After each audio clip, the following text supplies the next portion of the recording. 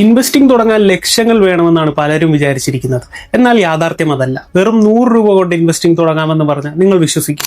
Investing തുടങ്ങാൻ വലിയ തുക വേണമെന്നത് ഏറ്റവും വലിയ തെറ്റിദ്ധാരണകളിലൊന്നാണ്. അവിടെയാണ് SIP അഥവാ സിസ്റ്റമാറ്റിക് ഇൻവെസ്റ്റ്മെന്റ് പ്ലാൻ വരുന്നത്. ഒരു നിശ്ചിത തുക എല്ലാ മാസവും നിങ്ങൾ ഇൻവെസ്റ്റ് ചെയ്യാൻ മാറ്റിവെക്കുന്നു. അത് 1000 ആവാം, 2000 ആവാം, 5000 ആവാം. നിങ്ങൾക്ക് എത്ര പറ്റുമോ അത്രയും. ഇപ്പോൾ ഒരു രസകരമായ കാര്യം നോക്കാം. മാർക്കറ്റ് ഉയരുമ്പോൾ നിങ്ങളുടെ പണത്തിന് കുറച്ച് യൂണിറ്റുകൾ ലഭിക്കുന്നു. മാർക്കറ്റ് താഴുമ്പോഴോ അതേ പണത്തിന് കൂടുതൽ യൂണിറ്റുകൾ ലഭിക്കുന്നു. അതിനാൽ മാർക്കറ്റ് എപ്പോൾ ഉയരും താഴും എന്നൊന്നും പ്രവചിക്കേണ്ട ആവശ്യമില്ല.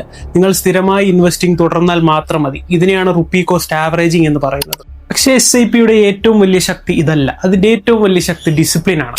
കാരണം വെൽത്ത് ഉണ്ടാകുന്ന ഒരൊറ്റ ഇൻവെസ്റ്റ്മെന്റ് കൊണ്ടല്ല, വർഷങ്ങളോളം തുടരുന്ന ഡിസിപ്ലിനോട് കൂടിയ ഇൻവെസ്റ്റ്മെന്റ് കൊണ്ടാണ്. അതുകൊണ്ടാണ് SIP ഇന്ത്യയിലെ ഏറ്റവും ജനപ്രിയമായ ഇൻവെസ്റ്റിംഗ് മാർഗമായി മാറിയത്. പക്ഷെ SIP തുടങ്ങുന്നതിന് മുമ്പ് ഒരു കാര്യം മനസ്സിലാക്കണം. എന്തുകൊണ്ടാണ് പല ബിഗിനേഴ്സും സ്റ്റോക്ക് പിക്കിങ്ങിൽ പരാജയപ്പെടുന്നത്? നാളെ നോക്കാം.